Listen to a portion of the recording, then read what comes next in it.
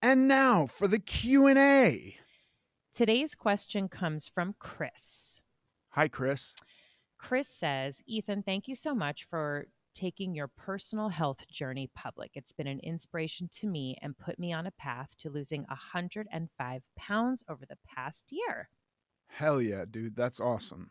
He says, once I got near my goal weight, I've been struggling with what I can only describe as unconscious decisions. Similar to the experiences you shared about being at a Best Buy and ending up with a cart of candy, it happens to me late at night when I will get a little sweet tooth craving. I go to the cabinet where I have my healthy dessert options with the intent of grabbing a protein bar, but I find myself with a non healthy option like my kids' Oreos, Halloween candy, etc. I've tried putting their food and mine in different cabinets so I don't see it, but it's almost as if the minute I decide to grab a snack, something else takes over and makes a decision for me. Grabbing two Oreos isn't necessarily the problem, but as I'm eating my demon snacks, I say to myself, poor decision, but it won't kill you. Just don't do it again. And yet, within the next 30 minutes, I find myself with another Oreo or five.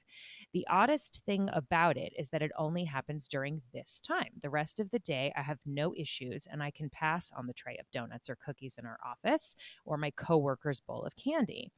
I've ended up following and reading some of the books from your previous guests and thought perhaps it's my brain subconsciously telling me to do something because my body needs it. So, anyway, first of all, I just want to say I so relate to what he's saying. I think we've all Fuck yeah. experienced this. Okay, so he goes on to say, since getting near my goal weight, I've put back on 15 pounds. And even though I'm back into weight loss mode, I'm still struggling with the nighttime snack demons. My kids are 10 and 11. And while I'm trying to get them eating healthier too, I know they're kids and they should have some fun.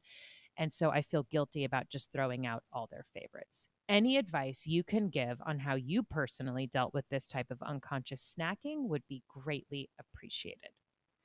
Yes, totally. I want to just acknowledge kids make this more complex. They do.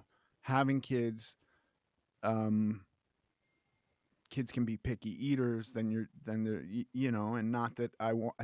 I'm rationalizing. Just give in and feed them chicken McNuggets and macaroni and cheese all day long, and get them to have these terrible habits. It's also, for a kid, an Oreo or a piece of Halloween candy is the I don't find that morally reprehensible. Like, let's not, if we're not Amish, and I think Amish, whoever, whatever the group is that doesn't eat sugar, if we're not that, we don't have to, raise our kids as though they're that. Um, I just want to acknowledge that. For me, to escape that kind of situation I kept finding myself in, I found it was necessary to go kind of earlier and to get a little bit stricter overall. I had the very same problem. And for a long time, I just didn't like eating anything at night was off limits. And then it became, well, I'm only allowed to have casein protein powder and water at night. And now I'm kind of at a place where if I feel like eating at night, I eat at night, and it doesn't change my life. But I know, I will say, for a long time, eating after dinner was just off the table. That was not, I had to get really strict because I found myself in those situations where I would wind up making a poor decision. So for me, when there is an area where I keep tripping up, I find I just need to get the discipline a little bit more hardcore than it is. And so I had that same problem, and what worked for me was a long period of time where eating anything was off limits. Um so there, I'm just not, after dinner at night, I make sure I've gotten all the food I need. I am not, sitting on 3 or 4 or 500 calories that I'm going to snack on for the rest of the night. And that's it. That's it until the next day. I'm not eating. And my kids to this day have food in the house, which Um, I don't eat. They always have. That has always been utterly off limits to me. There is no, for me, I go into the pantry and there's lots of stuff that isn't not food for me. It's just not on the menu at all. But like my wife drinks alcohol and I don't drink alcohol. So there's there's also liquids in the house that are off limits to me. Um, None of my kids are stoners, but if they were and they had pot in the house, or if my wife smoked pot, that would be off limits. That's doesn't happen to be the case, so that's good. But I also never liked pot, so that's not like really a tempting thing. But alcohol is not really a tempting thing anymore either, because I've gone a long time without drinking. At first, it was necessary to keep alcohol out of the house. There were a number of years where I just people didn't drink at dinner around me. I never went to a bar. There was no alcohol in my house. And then years in, we were in Europe and my wife really wanted to go wine tasting, and I found out that I could do olive oil tasting at these vintners, I think they're called. I don't know, fancy wine people. Um and that was, okay, that was fine. And then there was more openness of having wine at dinner, and now there's a full bar at my house, and it's just not something that I'm gonna that's just not for me. There's stuff, my I have a wife and four daughters and a granddaughter, and there's lots of girl stuff here that's not for me. I'm never going to need a tampon.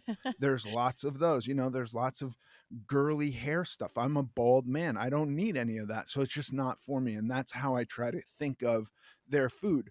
I never wanted to have uh, I never wanted to put such restrictions on what my kids ate, but there were times where I got a little bit stricter for my own safety, of like, it's here's this one thing, like if it's Oreo cookies for you, can they have something else that you just don't like um for a while until you get good at not eating at night? And like, I don't know what to suggest, but since you brought up Oreos, how about you just get rid of the Oreos and let your kids have some other treat that maybe you don't care about or would be easier for you to avoid eating at night altogether for a while, and then reincorporate it. And when you reincorporate it, do it really slowly. Reincorporate it with celery sticks, and maybe make a period of time where you're only allowed to eat celery sticks after dinner, or whey protein and water, or carrots, or whatever. But spend some time not eating anything after dinner and see how that goes. That's awesome.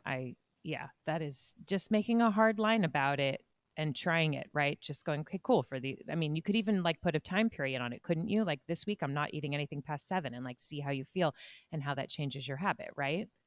Yeah, totally. I think that I would watch out for doing it for only a week. But yeah, I mean, listen, get through today, That's all I you mean. know? Yeah, yeah, yeah. That's Like, all I yeah, mean. no, 100%. Just get through today. Yeah. My fear of putting anything into like a very specific goal is, so many times I'd go like, I'm just going to do a week and see how it goes. And Right. then I would just do a week and that would be that. I I'm see. done. Right. Um, of course, the moment is the most key part. So the moment where you're in the pantry, that's the most key part. But I'm saying you're not even allowed to go into the drawer where your kids' stuff is. And then you even take a step back from that and go, no, I've finished dinner. No more food. Got You it. know, Yeah. um, I found that in order to avoid those kind of points of amnesia where I'd find myself doing something I promised myself I wouldn't do, and yet I'm here again doing it, and I Mhm. don't understand all the choices and decisions that went into getting there, they actually, for me, started many decisions back where the idea of doing that thing wasn't even really present yet.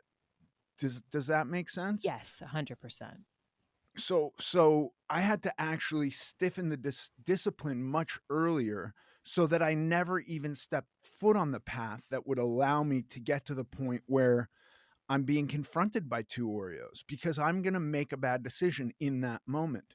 But if I don't get on the path at all, then I avoid it entirely. That makes sense. I love that. That's awesome. Let us know how it goes. Thank you for writing in and asking this question. If anyone else has a question for Ethan, you can email it to us anytime. It's hello You anytime. can. Yeah. Oh, did you say you didn't where do we go? How do I said they do that, Paige? You can email hello@americanglutton.net.